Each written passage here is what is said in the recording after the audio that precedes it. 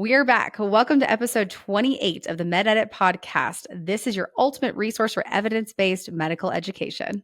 This is the podcast where the listeners decide what topics we cover. We bring medical specialists who are leaders in their field to answer your questions. One of today's topics has been all over the news in recent weeks, with the United States Food and Drug Administration officially banning the use of red dye number 3 in food. The use of this food additive has been a topic of controversy going back years, but in 2022, consumer advocacy groups petitioned the FDA to review studies linking the food additive to cancer in male rats. We take a deeper dive into this regulation change and the evidence. We also revisit the conversation about obesity and weight loss. Why does this topic keep coming back up, you might ask? Well, probably because obesity accounts for nearly $173 billion in medical expenditures annually. A person who is obese on average spends $1,800 all the way up to $3,000 more per year for medical costs than adults without obesity. Not to mention, many adults with obesity have other serious chronic diseases, including diabetes and heart disease. This isn't just another podcast talking about diet and exercise. We have board-certified obesity medicine specialist Dr. Ann Bass here in studio. We are talking about what actually works and maybe why that compounded semaglutide you are spending $100 every month on may not work for you. Put down that syringe and those red-dyed candies and check this out. We are your hosts, Dr. Cari Sorrell and Dr. Jessica Gray. Toss endless online searching to the curb. Let us edit out the noise and bring you medicine without misinformation. Welcome to the MedEdit podcast. Today on the podcast, we have the honor of hosting board-certified obesity medicine specialist Dr. Ann Bass. Dr. Bass is a board certified in family medicine and obesity medicine. She is the team physician for the Texas Tech Lady Raiders volleyball team and medical director of Lake Ridge Family Medicine with UMC Physicians in Lubbock, Texas. She came to obesity medicine through her own weight loss journey, and she is dedicated to empowering women and families on their own journeys toward health. Welcome to the MedEdit podcast. Thank you for having me. Can't wait to start. Dr. Bass, everywhere you turn, people are praising the GLP-1 medications, which include semaglutide and tirzepatide. You see flags on street corners touting the cheaper compounded options. There are people going crazy jumping on this bandwagon, sometimes without appropriate guidance. We have talked briefly on a previous episode about this, but more and more data is becoming available. We are so lucky to have you here because you're the expert. Right away, let's get to the controversial part. What is the update about regulation of these compounded forms of GLP-1 meds? Are they safe? What are the risks? Will they always be available like this with advertisements on every street corner? So thankfully, no. And so I, as a physician, I think, I've always had concerns about the compounded, our first duty is to do no harm. We don't know reliably what is in these. These are not FDA-approved medications. Now, the FDA does allow, in times of shortage, for compounding of medications that are in shortage, and that's kind of where we come to the issue.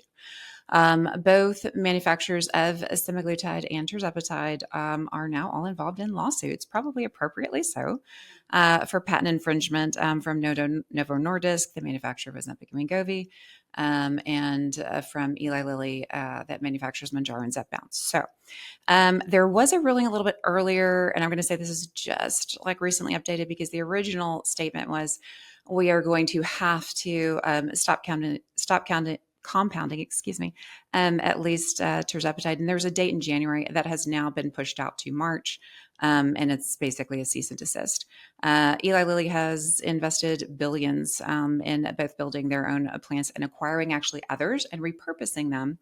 And so there is not a shortage on that. Now, certain dosages are available more. They kind of have been dealing with part of that shortage because they are manufacturing more of all of the 5, 10, and 15, and a little bit less of everything that ends in 0.5. And so if you're wondering, but my patient, there is a little bit of a reason there.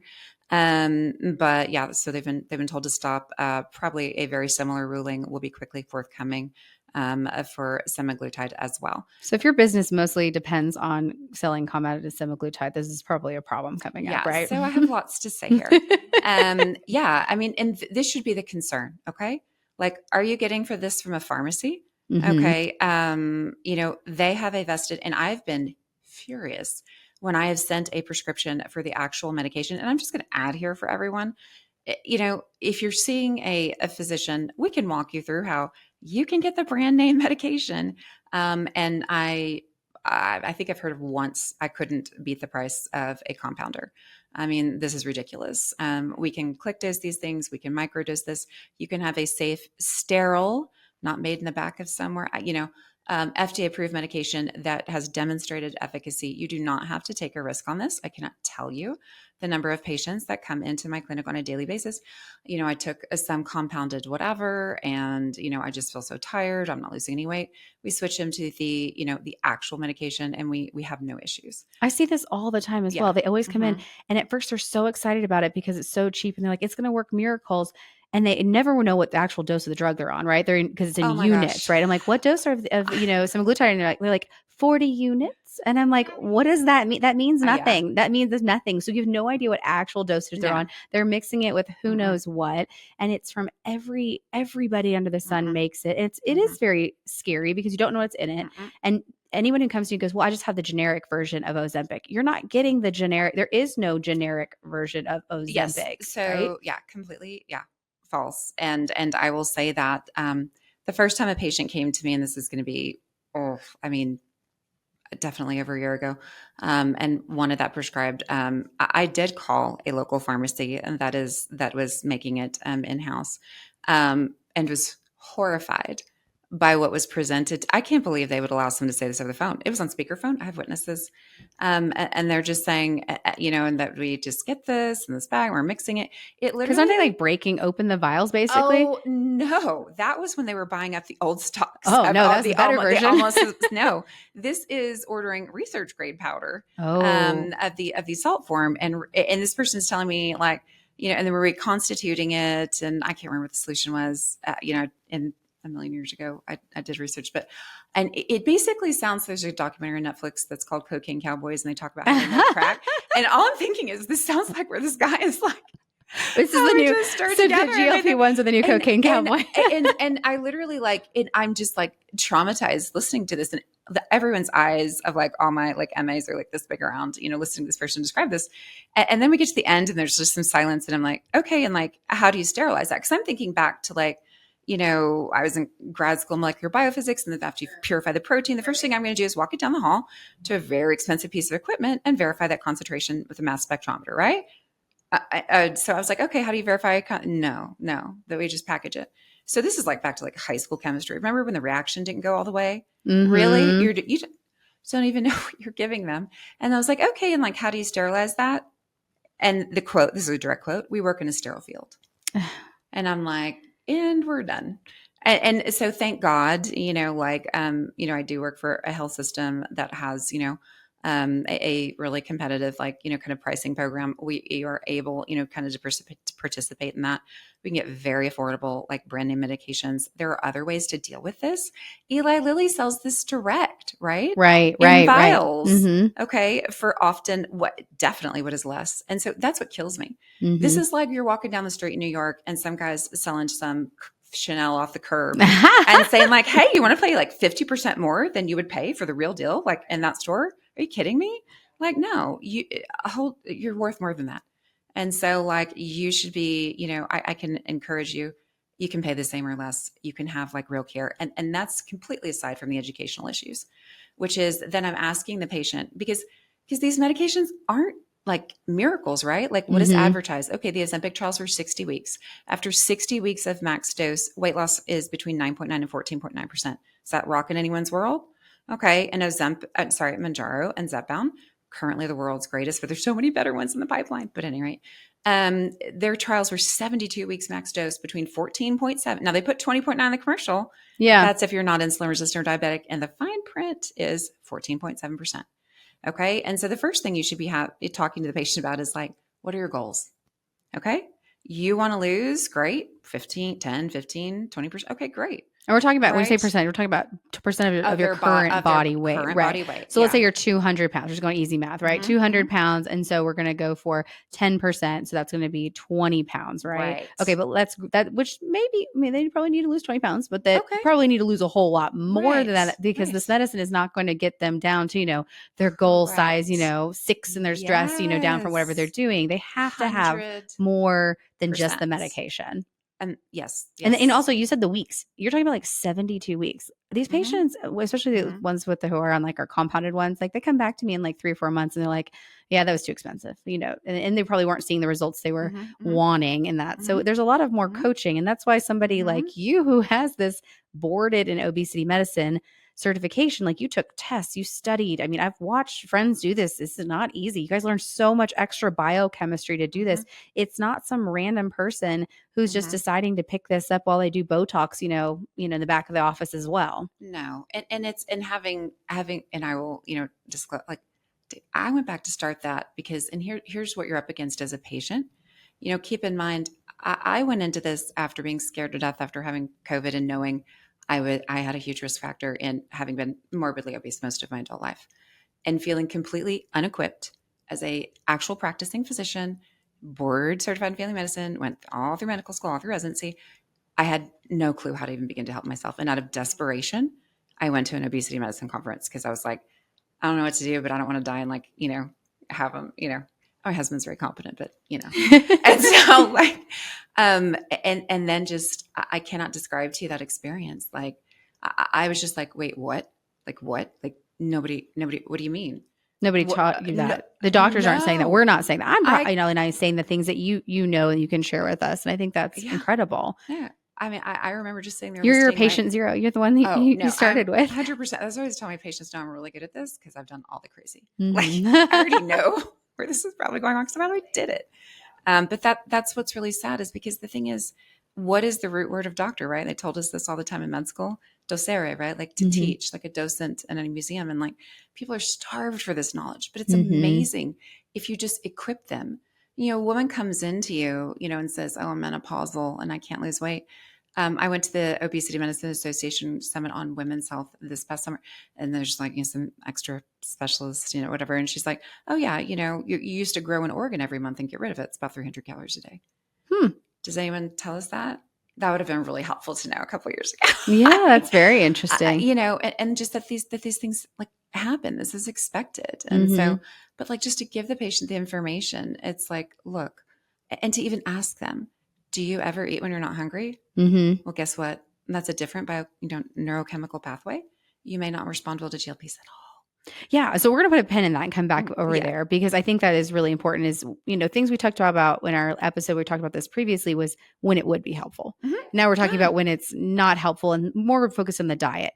So with the diet, we kind of teased this the opener. We wanted to talk about that new FDA ruling. So since we're already in the weeds right now with the controversial topics, and who knows who turned it off already, let's just keep on going. Oh gosh. But let's talk about the FDA banning red dye number 3. So for our listeners who are not up to date with all of this and you haven't heard the news, on January 15th of 2025, the FDA revoked its authorization for the use of red dye number 3 in food and ingested drugs. So that means manufacturers who use this dye in food and ingested drugs will have until January 15th of 2027 or January 18th of 2028, respectively, depends on whether it's food or drugs, to reformulate their products. The FDA actually banned red dye number 3, the one we're talking about. There's a lot of different dyes, but number 3 for use in cosmetics and externally applied drugs in 1990 due to findings from an unpublished animal research that linked the chemical to possibly thyroid cancer in male rats. But it still is approved for use in food and ingestible drugs and dietary supplements. So any use of this dye, though, have had to be approved by the FDA. So it's not just like, what we talk cocaine cowboy business with this. It is being regulated down to the specific batch that's added to foods. So companies are only allowed to use the additive from batches of the product that the agency has analyzed and a sample of and found that it meets all the requirements for safety and purity. So red dye number 3 also has to be declared on the ingredient list on all food labels containing the additive. So it's out there. It's not as, it's not in everything either. Just there, it's there. We know that. But in 2022, a host of health groups, including the Center for Environmental Health, the Environmental Defense Fund, Public Health Institute, and the Healthy Babies Bright Futures group, filed a petition with the FDA asking it to revoke the right to use red dye number 3 in all foods and ingested drugs, saying that this additive is just unsafe. So these groups have been just pushing for its ban. And that ban is why, it gets us to where we are today, right? And it's all related to those studies that were originally done on those cancer that was seen in these male rats. Jim Jones, the Deputy Commissioner for Human Foods, said publicly from the FDA that the FDA cannot authorize a food additive or color additive if it's been found to cause cancer in humans or animals. So they are banning it due to concern there could be some risk there. But at the same time, in their same announcement, they kept saying that this additive doesn't necessarily put humans at risk, explaining that the dye was causing cancer in rats that doesn't really occur in humans, and noting that exposure levels for the dye are typically much lower in people than in the studied rodents. So if you're following along, basically they're saying that it's probably still fine. But the whole probably still fine has caught up, and the rest of the world is looking at this in a different way, including like the European Union, where this dye is only authorized for use in things like cocktail and candied cherries, or in Korea, where the use of most synthetic colors is prohibited in certain foods eaten mostly by children and teenagers. So okay, there's red dye. It's somewhere. It's on an ingredient label. How do you know what it is? It could possibly be in your pantry right now. So candy, fruit juice, and other snack foods are the most common sources of the dye, which is still found in more than 2,800 items on American shelves. Some of these foods include fruit by the foot, for example, double bubble chewing gum. Hostess's ding dongs use it. Nestle's strawberry milk. Jordan almonds, those Pez hard candies, those little Brock's candy corn things that everybody gets around Halloween, where you either apparently love them or hate them. I'm on the hate them bandwagon there. And then some flavors of those little ring pops and stuff too. Those all sound like things, right? Kids like, children like. And so that's one of the biggest things is the mama bears all got together and they're like, okay, if there's any potential risk to my baby, especially because this is the population that probably consumes the most of them. There's definitely adults eating candy quite a bit, but probably not to the level that we honestly let kids do these things.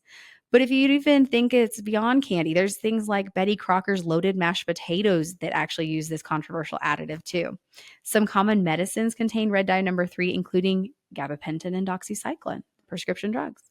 It's also an inactive ingredient in the capsule shell of a lot of ADHD meds like Vyvanse has it. Okay, does this mean that you need to go stop your prescription medications? Please don't. Your doctors will hate us if they find out you stopped it because we said this. But no, we need to talk about what it all means, how these dyes, and specifically this leads into that conversation about ultra processed foods are being reevaluated. And I think that's there's a lot of crazy stuff happening in the world at the moment, but one of the most exciting things I feel like as a physician is just making sure that we take a look at foods. We don't have to throw everything back out again, but taking a look at, okay, what can we do so we're getting, especially our kiddos who are our most vulnerable population, the things that they need. So that's my long spiel there. We're going to turn it over back to Dr. Bass. Dr. Bass, what is your take on ultra processed foods, red dye number 3, the American diet, and the obesity epidemic? Yeah. So ultra processed foods, and if we say UPF, that's what I mean. I hate them. The red dye 3, I think it's about time. This is just so silly. On the off chance that your child might run around and put their finger in an electric socket, what do we do? This is guys, it's not that hard. How red do you need it to be? and so I would, oh my gosh, yes. But this has always been an interesting thing to me is this odd nexus in medicine. It's sort of where scientific data, and I say this is when it used to be in, kind of like molecular biology, research. It's you can just look at that data then. You're just strictly looking at, is this statistically significant in a p-value, blah, blah, blah, blah, blah, right? Okay, so the difference when we bring this into medicine is it's a person. Yeah. Okay, and so don't come at me, USPSTF, and say, oh, yeah, you can wait your mammogram until 50. It's a person, okay? Mm-hmm. So how about we go with the clinical data, and we can just go and start those at 40, And so, when the potential effect is a human life or some sort of effect, just go, does it potentially pose a risk? Okay, and then what are we doing? This is whether something is red or not, right? Yeah, it's not even a necessity, right? There's a lot of other foods that are red. that don't have the dye. There's other, Oh my let's also gosh. pause for a second and remind people that there are other red dyes that are not Yes. red dye number 3. Mhm. So don't be like, getting too Right. scared and just throw out everything that's red that you own. Mhm. Okay. There's Right. ways to look at this. And so I think where if you're like, why is the FDA being so shady? It's probably because they're looking at it from a strictly scientific perspective and saying, look, this was the dose in the rounds. The reason why the dose was higher in cosmetics is because you're literally it has to actually be red and stay red on it, right? And so, but now we're talking about tiny, kind of amounts ingested. I do think the kids thing is a great point. They're smaller than us. Yeah, they And they are. actually eat more of it. They do. And so, You ever seen them on Halloween? They oh can my eat so much gosh, more candy yeah. we would throw up. We shouldn't eat that much. Oh, and so, this to me, this is like a no brainer, right? I mean, and obviously, society has not, there has not been a downfall of, the food industry in Europe or Canada and so like, come on, guys, if it's potentially a problem, get rid of it. Okay. Now we come to ultra processed foods, which is going to be much more difficult, right? Because, and this is going to sound a little conspiracy theorist, but I'm just going to be like, look, everyone, for years and decades has been like, okay, so why obesity, right? Like if you look at it, I mean, I'm a child of the 70s, and I just remember like this was a very rare thing to see someone, out really who was ever like actually like obese, right? One thing I find really interesting, I remember if you ever pull up just a depression era, like a crowd shot, people waiting on the docks for maybe their the soldiers to come back, like in World War II. Look through a crowd shot from the 30s, 40s, 50s, hundreds of people in it, and see how often it is to see someone who even appears overweight. Okay. So you fast forward a few decades, and New York Times a couple weeks ago is like, which is supported by our Texas Vital Statistics. I think they had said, I can't remember, 77, 78% of US adults are either overweight or obese. Okay. And you say 78%? The number's gone up are that much. either overweight or obese. So that's taking the 2 in. But that's still a lot. Yeah. I mean, like, so, think of that. And in you'll see some varied statistics, anywhere from 37 to 44% of US adults actually have obesity. And so in our region of Texas, by the way, that is 44%. And so, so what has happened, right? This is a couple decades. Really? Do you think that the human, the pace of evolution has somehow what? Like, no, something's going on, right? And so people over the years have looked at so many things. Is it that women, it's always our fault, right? Women went to work and the poor children are seeking comfort elsewhere. Oh no. Yes, I have not heard that one. That's terrible. And so there have been lots of theories out there, but I will tell you, if you look at the graph of consumption of ultra processed foods, 100%. Now, again, that's just correlative. But like, I'm going to be like, okay, so like, why take the chance? Now, we had a little conversation like before about you need to be very careful about this. There's a lot of people with very vested interests. These are corporations designed to make money, right? Okay, you really think they don't have a food scientist on there that's going to what? That maybe they tested something and people ate more of this one? I don't know that exists, but I'm going to guess. They know that they're going to pick the one that is the most, crunchy, salty, the one that makes you want to eat it more, the one that, that pairs well with the soda. So you drink them. And it's just a nonstop food rotating, salty sweet back and forth. You just, they own both the companies that make the salty and the sweet together. Right. Yeah. And so, you want to be very careful about, it's not just someone talking and be very like, okay, but like who says, right? Yeah.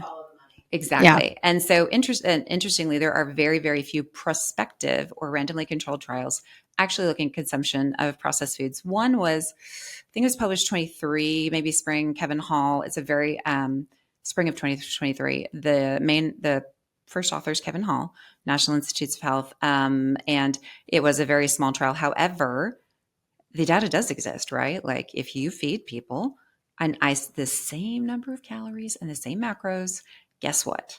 If one person gets all whole and one person gets ultra processed, one can gain and one can lose. Okay. And furthermore, if you just allow the patients to eat until they're satisfied, patients eat a lot more of ultra processed, sometimes up to 2 or 3 times as much. And so there is a problem with it. And so we need to be like, we just need to know.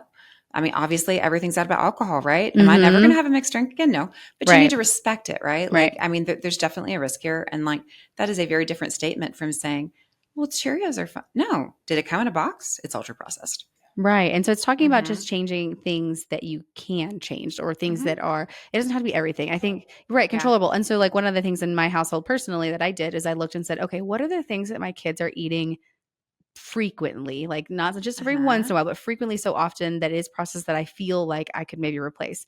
And yes, I have become one of those people that bakes my own bread, but it's sandwich bread. It's not even the fun breads. It's like the sandwich, the honey whole wheat sandwich bread, though, that I send to school with my son every day, because I'm just like, okay, that makes me feel a little better that processed bread that Mhm. I know I can getting is at least I know where it came from. And man, I've had fun going to the farmers market and learning a whole new world of things too. But you don't have to go that far, is not what we're saying. We're just saying, like, instead of picking Fruit Loops, which I'm pretty sure was one of the red dye Yes. number 3 ones, Mhm. as well. So you got double whammy there. You've got your red dye and you have an ultra processed food. Instead of doing that, trying to not always go for that really easy. And I've got 2 kiddos. I know the mornings can be Mhm. hard. Trying to find something else, or if it is one of those processed foods like frozen waffles, try to find one that's not your try to find one of those ones that are a little more, Mhm. organic based, whole grains based, trying to Mhm. find something with a little more substance to it, right? I love that you said that. So I say this all the time. I'm like, I can give you all the data and tell you what's best, Mhm. and that can drive you crazy.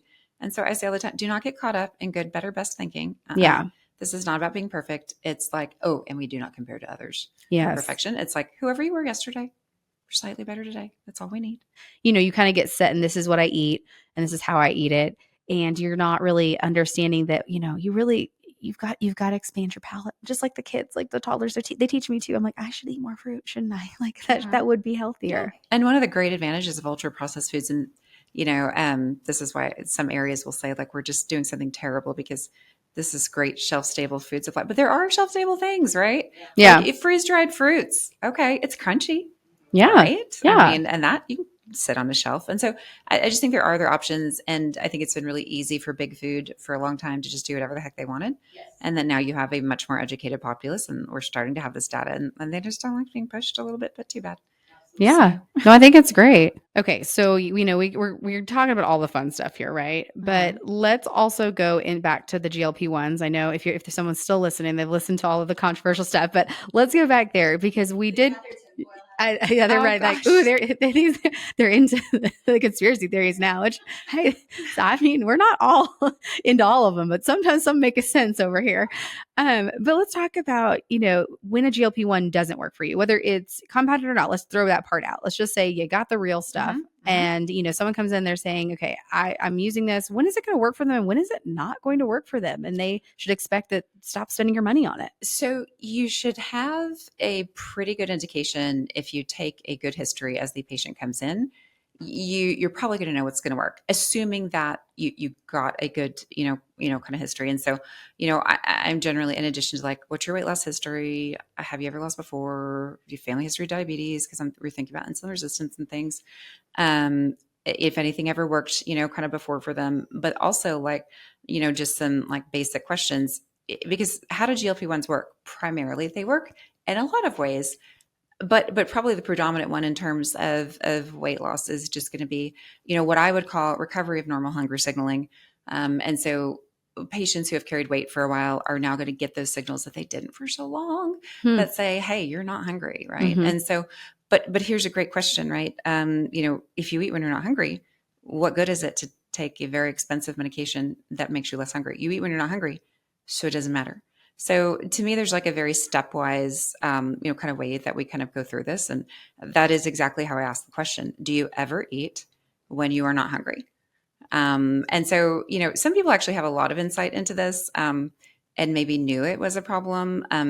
Other people are very, sometimes it takes some kind of like digging in with that. And there's a huge range of issues here in terms of, I mean, I know when I was growing up, it's like children are starving in Africa. You can't go outside till you clean your Right. plate, Mm-hmm.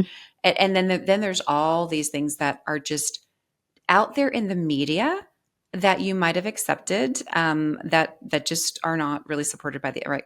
So like breakfast is the most important meal of the day. So if was the patient hungry when they got up? So actually, one of the times that you get that signal of strongness, if you're like actually carrying extra weight, would be in the mornings. So if the patient's like not hungry, I mean, but maybe they're eating like anyway, right? And Mm-hmm. so we really try to dig into that, and because it's like, wait a minute, especially if it hasn't been successful for you in the past, if you are ever eating when you're not hungry, we have to address that first for whatever reason that is. And so whether that is, binge eating, there's something called night eating syndrome, where patients do fine during the day, but it's worse at night. Mm-hmm. There's a variety of reasons. I really hate the term binge eating disorder. I call this all reward pathway motivated eating. It's generally a problem with dopamine and norepinephrine and or some sort of emotional attachment with food. Food does raise dopamine, right? I always tell patients like, your brain does not have a separate path. Oh, we'll use this for heroin and cocaine and we'll use this for food. No, it's not. It's the same exact pathway. And what's really horrific about obesity is that, we give patients now who have, sobriety. Oh, good for you, right? Mm-hmm. You're so many years sober. Okay, well, guess what? When I go outside of my clinic on a Tuesday, Rose's is across the street. Like, do I get credit? No one's giving me like congrats, right? Mm-hmm. No, but that's how we treat these people, right? And so, like, you have to understand, like, there may be, and I don't know that addiction, but there are these pathways set up. And for women, especially, you've got generations of women that, because little boys, right? They're diagnosed with ADD at a rate of 2 to 1 to girls, right? Because as a girl, you're Hermione, right? You're not a behavioral issue. And God forbid you were smart, because if you went to public school, probably no one cared whether you were doing as well as you could have, right?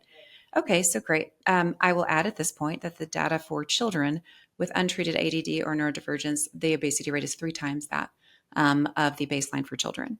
Why? Because now we're setting up a different relationship with food. I take a bite, that's dopamine, it's calming. Oh my gosh, I can focus, right? And then now you live your life decades with that. What prayer do any of these men have? Like, you're eating there are so many things wrapped up in why you're doing that. It's a completely different, run. So you really need to dig in and be like, if that is going on, like, why is it happening? And then there are some very sensitive topics. There's something in medicine that we refer to as the Adverse Childhood Events Index, right? We're taught this in med school. And there are a series of 10 questions about adverse events in childhood, and they can have a lot of adverse health outcomes, right? That entire scale was developed because it was a Kaiser Permanente study in California. It was for weight loss. And in every weight loss study, you always have these very successful people. They're called weight cyclers, and they'll be very, very successful, and then they drop out and then disappear. And so the physician, I can't remember his name, but was frustrated. And so they sent these people to go interview the dropout, like what was going on. And so it is through these interviews that we come to the Adverse Childhood Events Index, because here's the thing, if you really think about weight stigma and weight bias, you're a female in the United States and you're eating, because if it's one message I got loud and clear, right? If you're female and you're overweight, you're what? Are we worth the same? Unattracted. You're 100% ugly and you're lazy and you don't have anything of value to say. Okay, great. So if all that's going on and that's the message, right? And you're so subhuman, we don't care your size here. Okay, so if that's the message you're getting your whole life in a country with 78% of adults being overweight or obese, but how many of those in the media being even overweight? Okay, so you're eating. Why are you engaging in this behavior? Because no animal or human being engages in a behavior that does not benefit them in some way. It's right? that calming. It's a drug. You're getting something out of it. So what is it? Okay, so do you feel safer? And that was actually a quote of one of the study participants. And the quote was, overweight is overlooked. And she felt safer. And she felt very threatened as she lost. And you've got to address that. Because if I'm losing, and you've got to come to terms with that. Maybe I don't feel as safe. Am I going to be okay with that? Do I want to pursue this? And it wasn't just women. There were male prison guards actually did not feel as safe at their job when they were losing. And so you've really got to address that. And so rule number 1 is, I have several rules, number 1, but at any rate, it's just like simple, right? Like, listen to your body. Stop with everyone else. It's not a shoulda, coulda, woulda. We eat only when we're hungry. Oh, mindful intuitive eating. I love these. But at any rate, we listen to ourselves, not the clock or a marketing campaign or anything else. And if you make that internal decision to eat only when you're hungry, then you're going to eat to an absence of hunger. You're looking for a negative. So you're really plugged in, not in a demonizing food way, I'm really enjoying this, And so I really try to kind of really explore all of that, because that's issue 1. I kind of think of it as 3 lanes, and we got to be firing on all cylinders to be like losing weight, like the best we can. And that's box 1. Do we eat for reasons other than hunger? Those are different pathways. We might need a med, or we might need, some therapy. Intuitive eating is a great workbook on Amazon.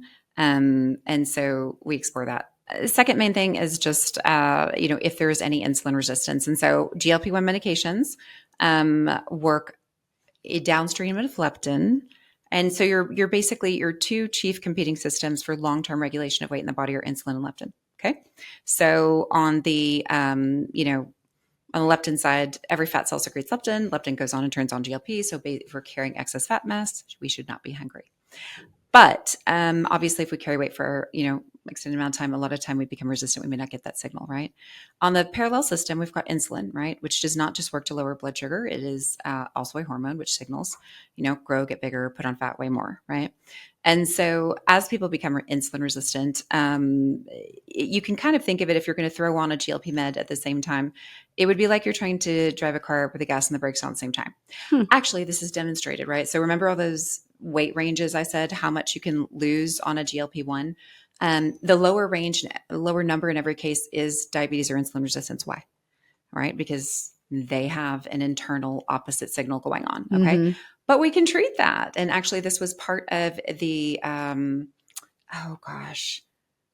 forgetting the name, but there were 5, Surmount, I guess, 5. They did actually attempt to look at, instead of the retrospective, which Ozempic did, or I guess, Wegovy, they came back along and said, hey, patients that took metformin were, twice as likely to lose over 15%. Okay. When combined with their GLP-1? Correct. Okay. So they want metformin plus the Right. GLP-1. Okay. Right. And so, and then it was, it's up to, and this is just what the numbers say at baseline, right? Mm-hmm. If you've got 14.7 and 20, I mean, that's 50% more. And that's just about what was demonstrated as far as like in the trial where kind of people took that. What I kind of tell patients is like, look, this is a cheap med that might make your expensive med work a lot better. I do check an insulin level. This is also something we can do for our patients. If a woman comes in, especially perimenopausal, and she's telling you she's gaining and she otherwise looks, kind of fit, but it doesn't matter. She is gaining for her. Okay. Also, there are other ways to look at obesity, right? You can look at body fat percentage. Okay. So like, we don't need to wait for a patient to gain to whatever before like we're going to help, but we should listen to the patient. And so fasting insulin levels can sometimes be a little deceptive. Mm-hmm. Okay. And so, but what is abnormal first? How do we respond to intake, right? Just like our blood sugar shouldn't be popping that much on a glucose tolerance test. Mm-hmm. Okay. But what's going to mirror that, right, is the insulin. And so sometimes we actually do send patients for a glucose tolerance test and actually check that insulin at 1 hour as well. I will tell you, before I worked in obesity medicine, I had never seen an insulin level over 4. You in the hospital? Me? Okay. Now the highest I've seen is 900. Whoa. Okay. And so, Obesity Medicine Association is generally going to be like, hey, patient's double-digit number, it starts with 1. Maybe diet and lifestyle. Higher than that, really, consider the metformin. And this is that, in order, because at every step, let's say this patient wanted to lose 40%. Okay, great. Let's start with behavior. If they lose 5, 10, awesome, right? That's my new 0 that I'm going to stack that 20% from a GLP on. Okay, great. Now we get metformin on board. Ooh, you lose another 5, 10%. Now we're already at 20 and we put that 20 and we're going to get there. Okay. Mm-hmm. And so then the last step is that GLP, because we've got everything in place, right? We have dealt with our issues. We are only eating when we're hungry. We're really reconnecting with that mindful and intuitive eating. And then we have dealt with our insulin resistance either through diet or medication. And then you get that GLP-1 and it's like magic. I always tell patients, if you took a GLP and you didn't have a borderline spiritual experience when you took this, like, oh my gosh, oh, that's what hunger is? Oh, I didn't know. Oh, satisfaction, then we have done something wrong. Something's wrong. We need to go back. We do not need to increase you. We need to make it work right. And then the last thing is just don't do it like the studies. If you want results better than the studies, then don't go up every month like the study. That was a scientific study, right? That's why they did that. They had to treat everyone the same. Let the patient's body tell you. If you put patients on 2.5 of Zepbound and they're losing 10 pounds a month, Lord have mercy. Why would you increase them? We need to talk to the pharmacist about this because some of my patients will come back and like, the pharmacist told me that I need to be titrated up now. I'm like, no, you've already lost a good amount of weight. When the You're doing great. has a prescribing license, they can do that. Yeah, right. No, it's the silliest thing in the world. I'm like, if this, milk that sucker for all it's worth. And I always emphasize with the patients, I actually keep the charts from the original release study from Surmount 1 when it got FDA approved. And I'm like, this is not a med because you will be inappropriate, emotionally attached to however you lost weight. I'm like, no. If we had just done the meds, you'd be at 14%. No, we're at 42. No, this is you. Like you're going to be. They have to do that's some part of it too. Yeah. We counsel patients a lot about goal weight or target weight. Tell us more about how we determine what target weight is best. Yes. And I love this topic because some patients have really looked at what normal BMI is, which is some fantastical number. Okay. So I literally point out to them, look, BMI existed because one, it's an affordable weight. We can all get a weight and height on someone. Okay. But why was that number 30 picked? That number 30 was what defined for Caucasians a greater than 10% lifetime risk of developing diabetes. And that same risk is at, 25-ish for African Americans. And then we get even lower for Chinese, even lower for Southeast Asians. So is it the same number for everyone? What do we know? Actually, there are beautiful studies on this that are very long. I actually keep copies of them for patients. And so it turns out risk, this is what we're here for, right? This is medicine, that we're not America's top model. Okay. so risk is pretty flat between, a BMI of kind of 22 and 27. So the first thing I say is look, number one, we're going to get rid of almost 90% of your excess health risk. If we just get you out of obesity, that's our goal. Everything after that is gravy. And that's it. I love it when we get there and they're like, I want some gravy. And we, yeah, that's when they want to add it. And I think as patients, as physicians going forward, something we can really push and we should be is stop it.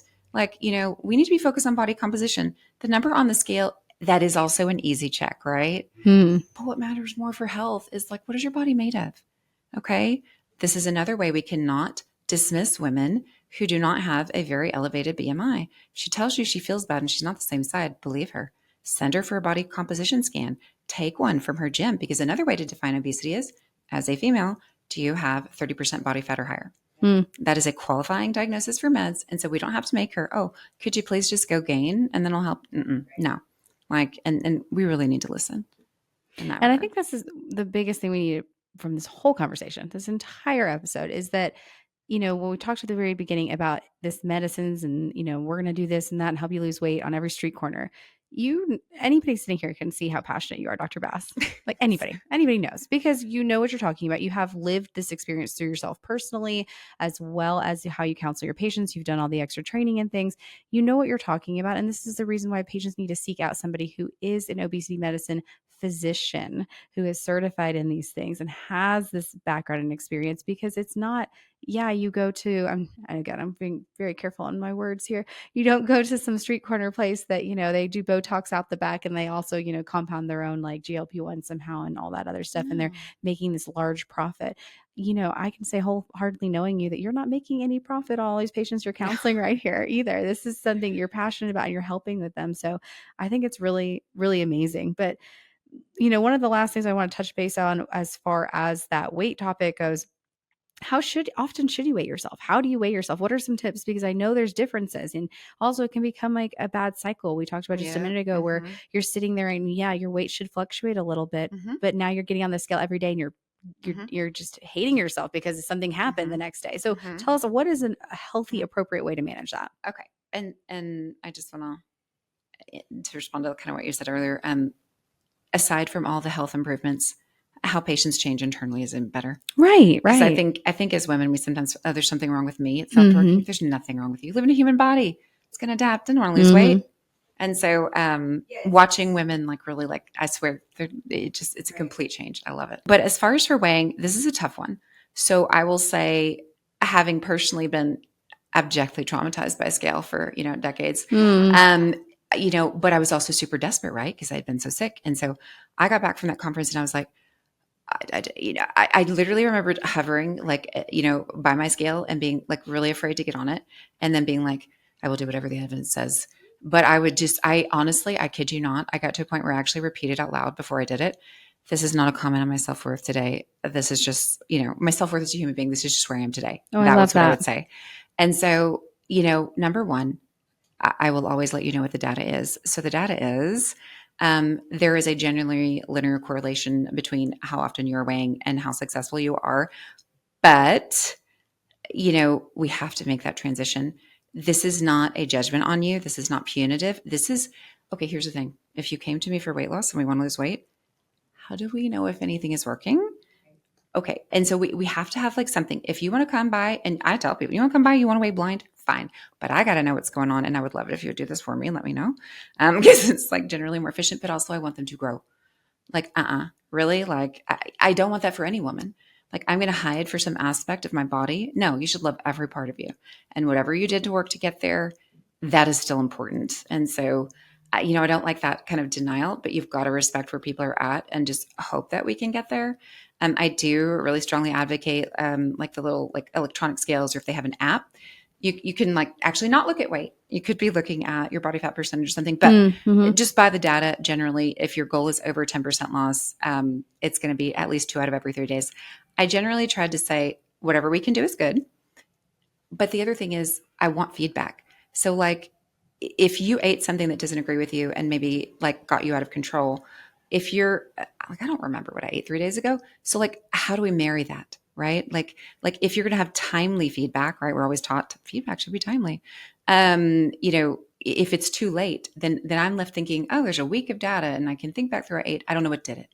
So, and actually for the weight fluctuations, I do assign as homework when this is traumatizing. I'm like, okay, I want you to go home tonight. I want you to get naked right before you go to bed. You're going to get on the scale the last thing you do before you get to bed and the first thing you do when you're going to get up. And that is going to be 2 to 3 pounds different. Okay. The notion that you even have a weight is just silly. Okay. It's going to be lowest every morning. It's going to get up through the day. I totally get that. And I too have tried to see what the lighter outfit is. I totally get it. But like we need data. We want to see this as data. This is nothing to do with like work or success. And so I really try to change that narrative, but just by the data, the more you do it, the more successful you are. I love that. I think that is like the best thing right there is that the night and the morning difference. I think that's a really important characteristic. That's homework. Yeah. And so people are like, oh, okay. Thank you again so much for joining us today, Dr. Bass. This has been incredible. I mean, we've touched base on a whole lot of topics. And in fact, we would love to have you back on our podcast at some point in time to keep going down this path. I mean, we've talked about things from the, red dye number 3 to ultra processed foods to childhood trauma related to eating habits, right? I think it's really incredible. So thank you so much. Your expertise is exactly what our listeners are searching for. Don't forget, if you are a listener claiming CME credit, please look in the show notes for your instructions. And for all our listeners, thank you for tuning in. Please like, subscribe, and share this episode. Let us know what other topics you are interested in through our Instagram, and stay tuned for the next one. Thank you for listening to the MedEdit podcast. Please click the follow button to be notified when new episodes become available. For more information about this episode, and to learn how you can reach Dr. Cari Sorrell and Dr. Jessica Gray, please visit today's show notes. And don't forget, click that follow button to be notified when new episodes become available. The information and content has been made available for informational and educational purposes only and does not constitute a physician-patient relationship. If you need medical advice or help, contact your personal physician. The views and opinions of the guests do not necessarily represent the views or opinions of Dr. Jessica Gray and Dr. Cari Sorrell. This podcast should not be considered as an alternative for medical advice, diagnosis, or confirmation of an illness or disease. Please seek assistance from your personal health practitioner.